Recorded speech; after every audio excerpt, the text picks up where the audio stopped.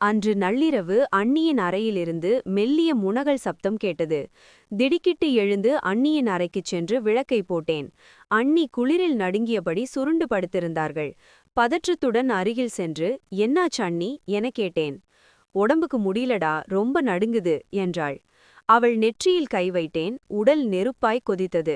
வீட்டில் பெரியவர்கள் யாரும் இல்லாததால் எனக்கு என்ன செய்வதென்று புரியவில்லை. ஜுரமாத்திரை தேடியும் கிடைக்கவில்லை. உடனே ஒரு துணியை நனைத்து அவள் நெற்றியில் ஒத்தடம் கொடுக்க ஆரம்பித்தேன். என் கை படும்போதெல்லாம் அவள் ஒருவித சிலிர்ப்போடு என்னை பார்த்தாள். நீண்ட நேர போராட்டத்திற்குப் பிறகு ஜுரம் சற்றே தணிந்தது. அசதியில் நான் அங்கேயே உறங்கிப் போனேன்.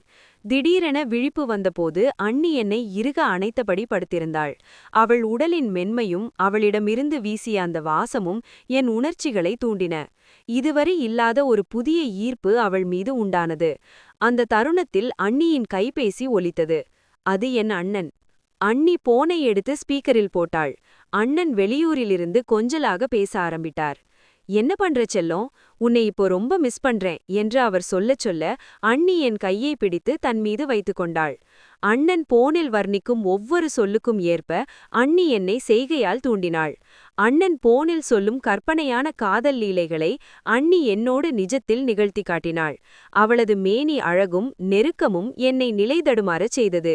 அண்ணனின் குரல் ஒரு பக்கம், அண்ணியின் ஸ்பரிசம் மறுபக்கம் என அந்த அறை காமத்தால் நிறையத் தொடங்கியது. இருவரும் ஒருவரையொருவர் ஆழமாக ரசிக்க ஆரம்பித்தோம். அண்ணன் போனை வைத்த பிறகு அந்த அறைக்குள் நிலவிய நிசப்தம் மிகவும் கனமாக இருந்தது. அண்ணியின் மூச்சுக்காற்று என் கழுத்தில் பட்டு தெரித்தது. "அண்ணி, இது தப்பில்லையா?" என்று மெதுவான குரலில் கேட்டேன். அவள் என் இதழ்களில் விரல் வைத்து தடுத்தாள். "அன்புக்கும் ஆசைக்கும் நடுவுல தப்பு சரியெல்லாம் கிடையாதுடா. இந்த தனிமை என்ன ரொம்ப வாட்டுது" என்று கூறினாள். அவள் மெல்ல தன் புடவையை சரி செய்து கொண்டே, "அவர் சொன்னது போல உன்னால என்ன கவனிக்க முடியுமா?" எனக் கேட்டு என் கையை தன் இடுப்பில் வைத்தாள். அவளது அழகும் அந்த நள்ளிரவு நேரமும் எங்களை ஒரு புதிய உலகிற்கு அழைத்துச் சென்றன. அந்த இரவு முழுவதும் நாங்கள் ஒருவரை ஒருவர் ஆழமாக ரசித்தோம். அண்ணியின் ஒவ்வொரு அசைவும் மெல்லிய முனகல்களும் எனக்குள் இருந்த பயத்தை போக்கி எல்லையற்ற இன்பத்தை கொடுத்தது. அதிகாலை வெளிச்சம் ஜன்னல் வழியாக தென்படும் வரை அந்த அறையில் காதலும் காமமும் கலந்த ரகசிய விளையாட்டு நீடித்தது. விடிந்ததும் அண்ணி என் தலையை கோதிவிட்டு, "இது நமக்குள்ளேயே இருக்கட்டும், அடிக்கடி இந்த சந்தோஷம் எனக்கு வேணும்" என்று கூறி ஒரு கள்ளச்சிரிப்புடன் எழுந்து சென்றாள். அன்று முதல் எங்களுக்குள் ஒரு புதிய ரகசிய உறவு வேர்விடத் தொடங்கியது. அடுத்த நாள் பொழுது விடித்ததும் நேற்றைய இரவின் நினைவுகள் என் மனதை விட்டு நீங்கவில்லை. ஒருவிதமான படபடப்பும் அதே சமயம் ஒரு இனிமையான போதையும் எனக்குள் கலந்திருந்தது. மறுநாள் பகல், கண்ணாமூச்சி. காலை உணவு உண்ணும்போது அண்ணியை நேருக்கு நேர் பார்க்கவே எனக்கு கூச்சமாக இருந்தது. ஆனால் அண்ணி மிகவும் இயல்பாக இருந்தாள். நான் குனிந்து சாப்பிட்டுக் கொண்டிருந்தபோது அவள் காஃபியை மேஜையில் வைக்கும் சாக்கில் தன் விரல்களால் என் கையை லேசாக வருடினாள். அந்த நொடி என் உடலில் ஒரு மின்சாரம் பாய்ந்தது. யாரும் பார்க்காத நேரத்தில் அவள் என்னை நோக்கி ஒரு குறும்புச் சிரிப்பை வீசினாள்.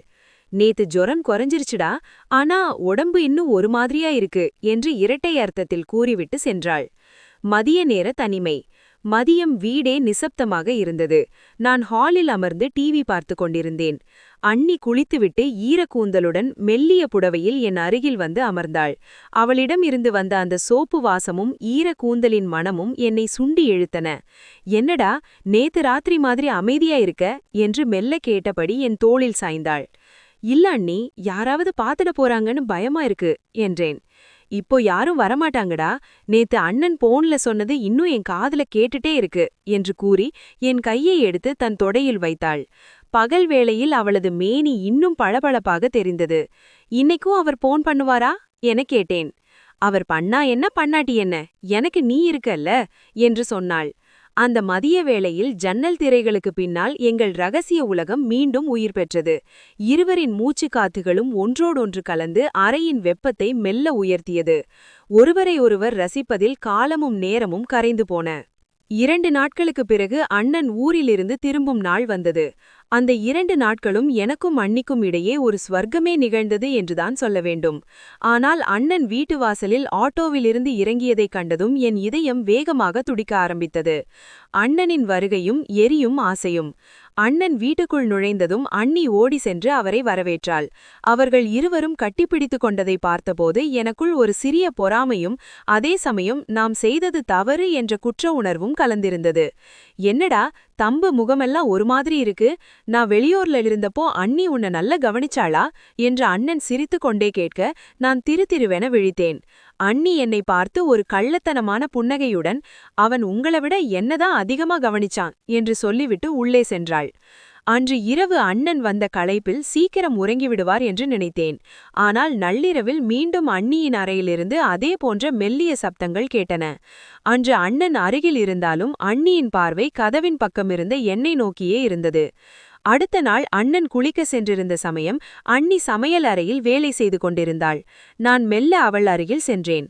அண்ணி, இனிமே நம்ம பேசிக்க முடியாதா என்று கவலையுகள் கேட்டேன். அண்ணி என்னை இழுத்து சுவரோரம் சாய்த்தாள். யார் சொன்னது?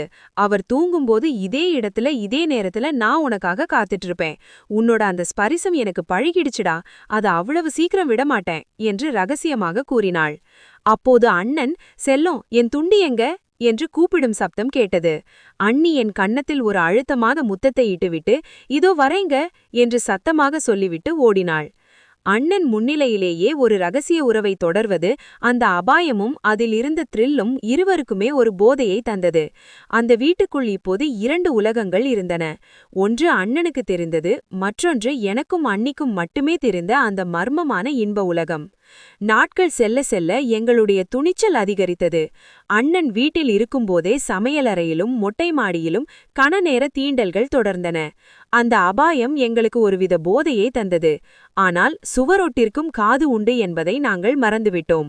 அன்று ஞாயிற்றுக்கிழமை மதியம் அண்ணன் ஹாலில் பேப்பர் படித்துக் கொண்டிருந்தார். அண்ணி படுக்கை அறையில் துணிகளை மடித்துக் கொண்டிருந்தார். நான் தண்ணீர் குடிக்க செல்வது போல மெல்ல அறைக்குள் நுழைந்தேன்.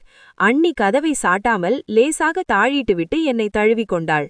அண்ணி, அண்ணன் வெளியே இருக்காரு என்று நான் பதற்றத்துடன் சொன்னாலும் அவளது கைகள் என் சட்டையை உரின. நாங்கள் ஒருவரை ஒருவர் ரசிப்பதில் மூழ்கியிருந்த அந்த நொடி திடீரென கதவு தட்டப்பட்டது. செல்லம், என் போன் சார்ஜர் உள்ள இருக்கா பாரு என்று அண்ணன் குரல் கேட்டு நாங்கள் நிலை குலைந்து போனோம். பதற்றத்தில் அண்ணி தடுமாற நான் கட்டிலுக்கு அடியில் மறைய முயன்றபோதும் அண்ணன் கதவை தள்ளிக்கொண்டு உள்ளே வந்துவிட்டார். அறைக்குள்ளிருந்த அந்த சூழலும் கலைந்திருந்த எங்கள் உடைகளும் எங்களை அப்படியே காட்டிக் கொடுத்தன. அண்ணன் அப்படியே ஸ்தம்பித்து நின்றார். அவரது கண்கள் சிவந்தன. தம்பின்னு நினைச்சனேடா, நீயும் இப்படி பண்ணுவீங்கன்னு நான் கனவுல கூட நினைக்கல என்று அவர் குரல் உடைந்திருந்தது. அண்ணி தலையை குனிந்தபடி நின்றாள்.